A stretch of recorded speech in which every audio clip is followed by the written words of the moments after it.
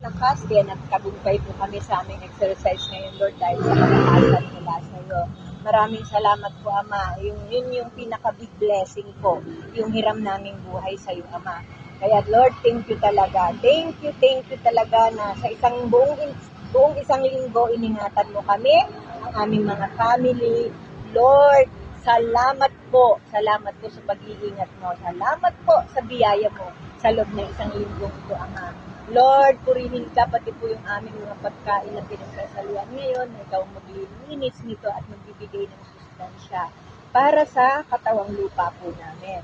At Lord, maraming salamat po. Hindi ka po nang iiwan, hindi mo kami pinababayaan, hindi mo kami pinagkukulang sa bawat pangangailangan namin sa araw-araw.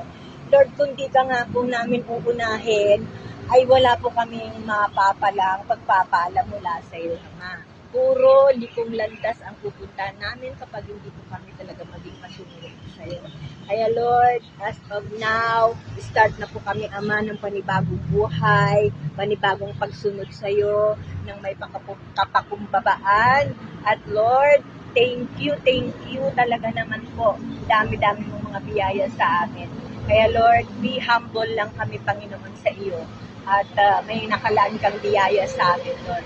Ano man ang mga problema po namin, ano man ang mga suliranin po namin, kasama po yun sa buhay namin, di po ba, God? Kasi nga, dahil para lang mas lalo kaming lumapit sa iyo, mas matibay po ang relasyon namin sa iyo, Lord.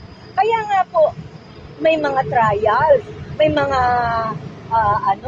suliranin sa buhay para po,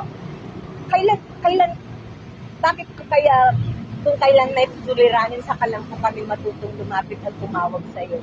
Dapat po, Lord, kahit po wala, di po ba, Lord? Kasi sa iyo nagmumula ang lahat eh. May suliranin man at wala, kailangan ka namin talaga manguna ka talaga sa amin at parangalan ka namin. Sambahin ka namin, purihin ka namin, at mapasalamatan ka namin. Lagi-lagi, may pagsubok man o wala, Lord. Kaya thank you, Father God, sa ginagawa mo sa amin at sa aming family. Although na may mga nangyari sa aming mga families. Pero Lord, magpapatuloy kami dahil ang isa lang naman po ang hahangarin namin ay ang makamit po yung gantimpalang nakalaan mo para sa amin, Lord. Yung makasama ka po namin dyan sa kaharian mo sa langit, na yun po yung buhay talaga na wala ng hangganan.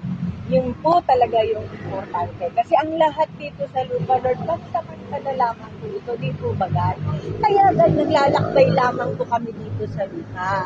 Kaya Lord, yung permanent, yung sa'yo talaga, yung makasama ka po namin talaga dyan. Kaya thank you very much po, God.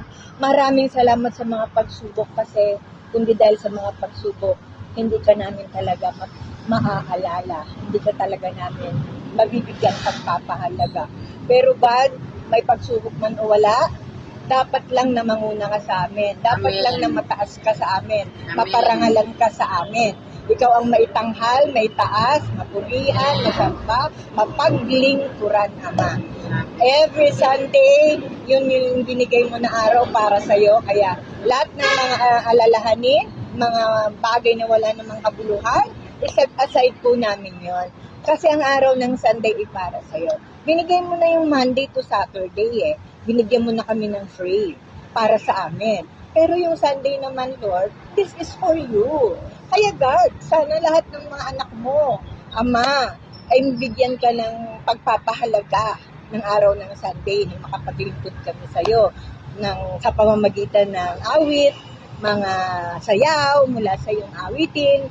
God, siyempre yung pagkain ng aming kaluluwa, yung mga salita. Yun nagpapatibay ng aming katatagan ng pananampalataya sa iyo. Ang yung mga salita na tinuturo sa amin. Dahil yun po yung dapat ipamuhay na po namin sa ngayon, sa aming families, sa mga next generation, sa mga kaapu-apuhan pa, yun po yung mga ipapamana po namin sa kanila. Yung ipinamamana mo na ngayon sa amin para sa mga families namin. Kaya Lord, pinupuri ka namin talaga at pinasasalamatan, Ama, every second and isang kaibigan na tinataas namin ngayon, si Gina. Thank you, Father God, unexpected naman. Pero gusto ko po talaga, Lord, sila talaga akayin sa iyo lahat eh. Gusto ko po sama-sama po kami. Kasi yun po yung plano mo sa amin. Kung gaano mo kami sinilang, yan din kami mapupunta sa'yo.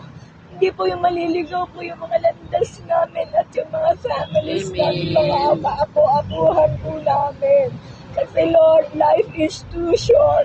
Ano pa po ba yung ilalaan namin sa'yo? Kaysa yung sarili namin kapakanan na wala naman pong kapuluhan, Ama.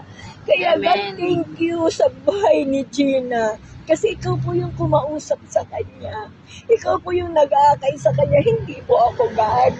Kayo po yung kumilos sa amin. Ako din po ganun nung una, ninyong inakay. Ganun ako, mas malala pa ako sa kanilang lahat. Pero thank God. Kasi kumikilos talaga kayo. Pinaparamdam niyo kung gaano yung kamahal kami. Kaya God, thank you. Ano man, yung burdens ni Gina. Hindi ko naman po inalam yun, Lord, kasi ikaw naman yung maglulutas eh. Wala naman ako magagawa, kundi alalayan lang siya sa iyo, Ama. Hindi ko na po kailangang alamin ang mga problema ng bawat isa dahil kayo lamang po, Ama, ang makakalutas nito. Pray lang po kami, Ama, at walang imposible sa kapangyarihan mo, Ama.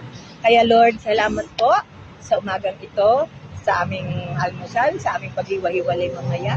Ingatan mo ang bawat families namin, Lord, sa buong hapon, at provide our needs.